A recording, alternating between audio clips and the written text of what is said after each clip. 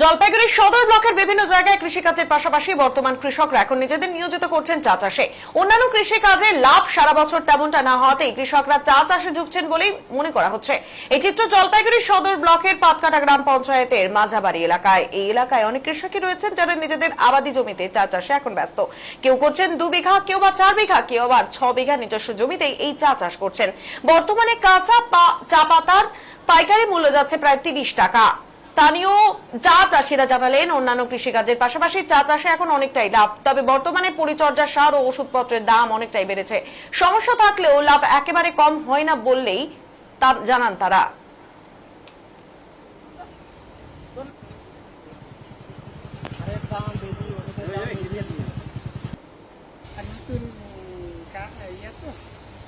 আচ্ছা আচ্ছা, আপনি ওইখানে একদিন।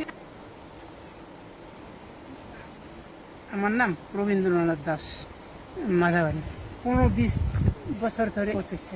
ধরো 2.5 বিঘা আমি যেটুকু আছে ওইটুকু বলি না, 2.5 বিঘা। অর্থাৎ যেরকম দাম আসে সেরকমই দাম করি না।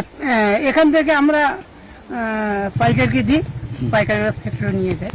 বর্তমানে 30 টাকা যাচ্ছে, 30, 31, 32 না। আগে তো যখন আমরা করি তখন তো 3 কেজি পর্যন্ত আমরা দিছি।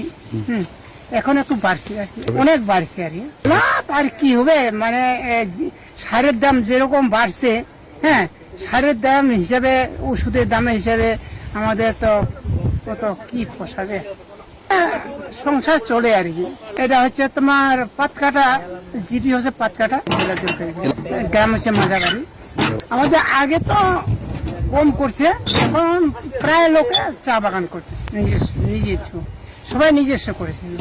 এখানে কোনো কোম্পানি নাই। এই সবাই যার জমি আছে তারা নিজ নিজে ইয়া করে চাষ করে। আমার নাম রবীন্দ্রনাথ দাস, মাঝাবাড়ি। 15-20। এটা কি পেট্রোল না জল?